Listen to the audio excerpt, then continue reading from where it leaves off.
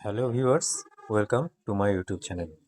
তো বন্ধুরা, আজকে আমি আপনাদের দেখাচ্ছি যে বাংলার যে যুবসাথী প্রকল্পের ফর্মটা আপনারা কিভাবে ফিল আপ করবেন। তো দেখুন, প্রথমেই আমাদের আছে এখানটায় বলা আছে দুয়ারে সরকার রেজিস্ট্রেশন নাম্বার, অর্থাৎ আপনারা যখন ফর্মটা তুলছেন এখানটায় দুয়ারে সরকার রেজিস্ট্রেশন নাম্বারটা এখানটায় দিয়ে দেবেন। তারপর আপনি এখানটায় দেবেন আধার নাম্বার, যার যেটা আধার নাম্বার যারা ফিল আপ করছেন তারা কিন্তু আধার নাম্বারটা পরিষ্কার করে এখানটায় লিখে দেবেন।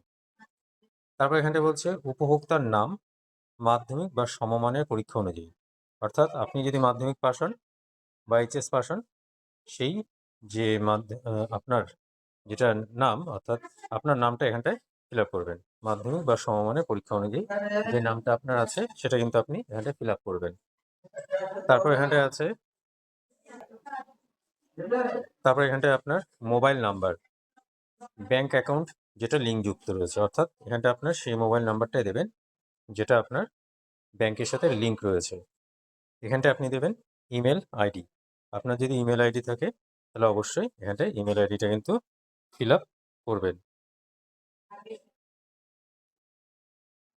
দেখুন এদিকে আসছি, একেবারে ওপরের দিকে এখানটা বলছে colour passport size photo paste here and sign in upper white portion. তো এই জায়গাটা আপনার যেটা কালার সাইজ পাসপোর্ট সাইজ যেটা ছবি সেটা এখানটায় সাটিয়ে দেবেন।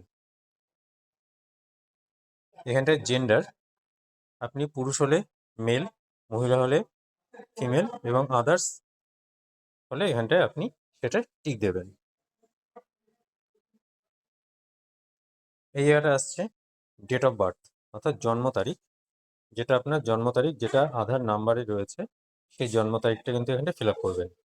এখানটা দেখুন বলা হচ্ছে 1/4/2026 তারিখে আপনার যেটা বয়স সেটা কাউন্ট করে আপনি এখানটায় বসিয়ে দেবেন। এবার এখানটায় ফাদার নেম, অর্থাৎ পিতার নাম দেবেন। এখানটায় আপনি দেবেন পিতার নাম, মাদার নেম মায়ের নাম, এবং স্বামী বা স্ত্রী থাকলে স্বামী, যারা বিবাহিত তাদের ক্ষেত্রে স্বামী বা স্ত্রীর নাম। দেখুন এখানটা কিন্তু ওপরে পরিষ্কার বলা আছে ইংরেজি বড় হাতের অক্ষরে কিন্তু ফর্মটা ফিল আপ করবেন, এবং যেখানটা প্রযোজ্য সেখানটা কিন্তু টিক মার্ক দেবেন। অর্থাৎ গোটা ফর্মটা কিন্তু আপনারা ইংরেজি বড় হাতের অক্ষরেই ফিল আপ করবেন।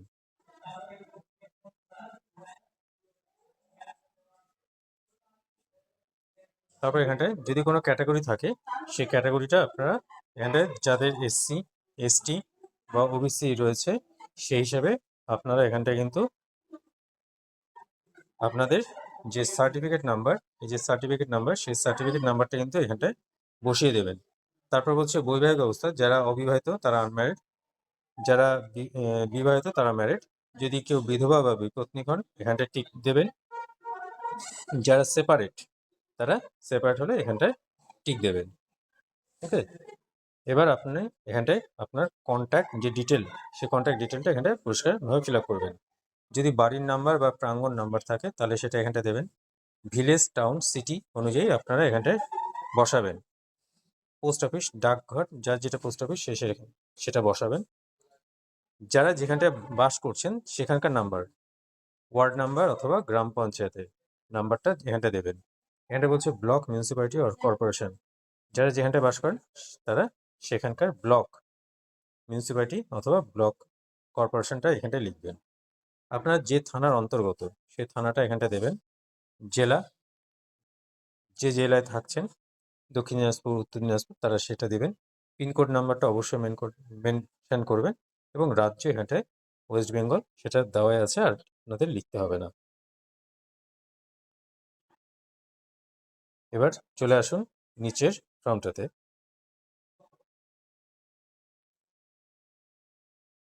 এখানে বলছে মাধ্যমিক বা সমতুল্য পরীক্ষার বিবরণ। যদি মাধ্যমিক পাশের আপনি দেখান তাহলে মাধ্যমিক পাশটা দেবেন, যদি এইচএস বা গ্র্যাজুয়েশন দেখান তাহলে সেটাই কিন্তু এখানটায় ফিল আপ করবেন। এখানটায় দেবেন রোল,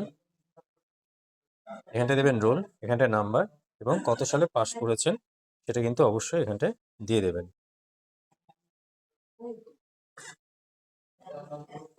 তারপর এখানটায় সর্বোচ্চ শিক্ষাগত যোগ্যতা, তাহলে ওখানটায় মাধ্যমিক পাশে যেটা রোল নাম্বার দিচ্ছেন এখানটা মাধ্যমিক পাশটায় দেবেন। এবার সর্বোচ্চ যেটা শিক্ষাগত যোগ্যতা সেটা এখানটা কিন্তু দেবেন, যার লাস্ট কোয়ালিফিকেশন যার যেটা আছে সেটা এখানটা কিন্তু বসাবেন। ওকে, এবার বর্তমানে আপনি কি করছেন, কোন পেশার সাথে যুক্ত, যে বর্তমানে যে কাজের সাথে যুক্ত সেটা কিন্তু এখানটায় দিয়ে দেবেন। এবার দেখুন ব্যাংক অ্যাকাউন্ট আধার কার্ডের সাথে যুক্ত, এখানটায় ব্যাংক ডিটেলসটা কিন্তু আপনাকে বসাতে হবে। ব্যাংক নেম, যে ব্যাংকের বই আছে সেই নামটা পুরোটা দেবেন।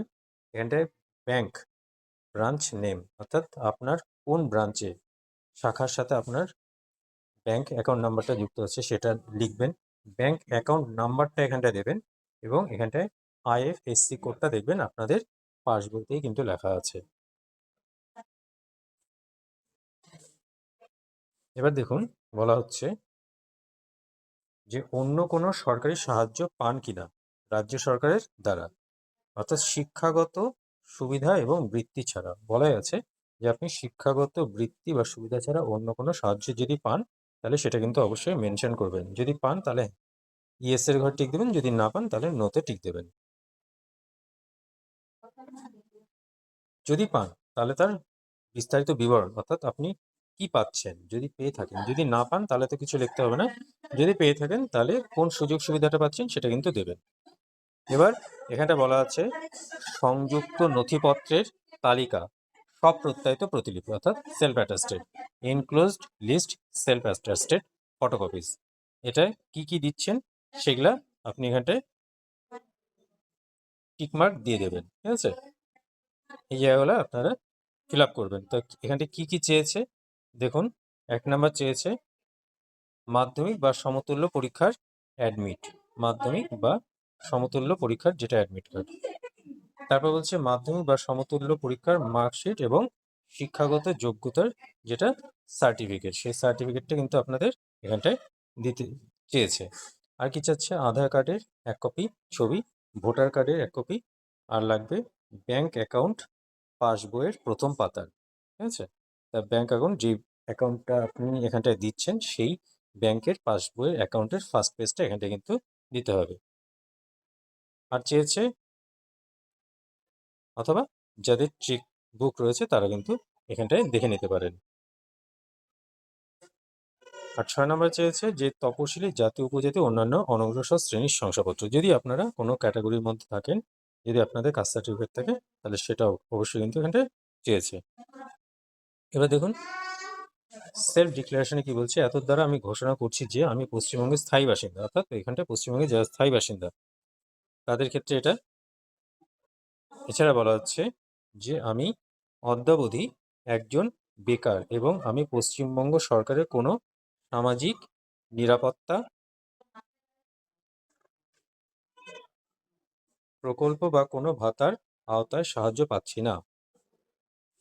রাজ্য সরকার প্রদত্ত শিক্ষাগত সুযোগ সুবিধা ছাড়া যদি এই সময়ের মধ্যে আমি কোনো কর্মসংস্থান পাই তাহলে আমি তা অবিলম্বে কর্তৃপক্ষকে জানাবো। ওকে, আর কি আছে, আর বলা হয়েছে যে আমার দ্বারা জমাকৃত সমস্ত তথ্য এবং নথিপত্র আমার জ্ঞাত এবং বিশ্বাস অনুযায়ী সত্য। যদি কোনো তথ্য বা নথি মিথ্যা প্রমাণিত হয় তাহলে আমার বিরুদ্ধে আইনানুগ ব্যবস্থা নেওয়া হবে, সুবিধাটি প্রত্যাহার করা হবে অথবা সুবিধাটি প্রত্যাহার করা হবে। এই যেটা আপনারা দেখে নেবেন, এখানটা আপনারা যেটা দিচ্ছেন সেটা যে সত্য হচ্ছে এটাই, এই বেসিসে এটা কিন্তু দেওয়া আছে।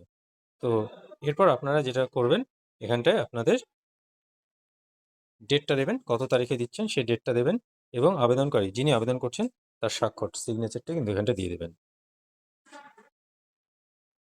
এবার দেখুন নিচে যিনি সই করছেন, যিনি ফিল আপ করছেন তার নাম, বাবার নাম বা স্বামীর নাম এবং অ্যাপ্লিকেশন ডেট কত তারিখে করছেন এখানটা দেবেন, মোবাইল নাম্বার এবং আধার নাম্বার দিয়ে আপনি কিন্তু এখানটা জমা করে দেবেন। এখানটা দুয়ারে সরকার রেজিস্ট্রেশন নাম্বারটা, যেটা রেজিস্ট্রেশন নাম্বারটা দিয়েছে সেটা কিন্তু এখানটায় ফিল আপ করতে হবে। ব্যাস এটুকুই কাজ আছে, আর যা যা চেয়েছে সেটা কিন্তু আপনারা এখানটায় জমা করে দেবেন। তো আমি বলবো যে আপনারা যখন ফর্মটা ফিল আপ করবেন অবশ্যই 1 কপি জেরক্স করেই ফিল আপ করবেন। তাহলে কি হবে না, আমাদের যে ভুল হওয়ার সম্ভাবনাটা কিন্তু থাকবে না।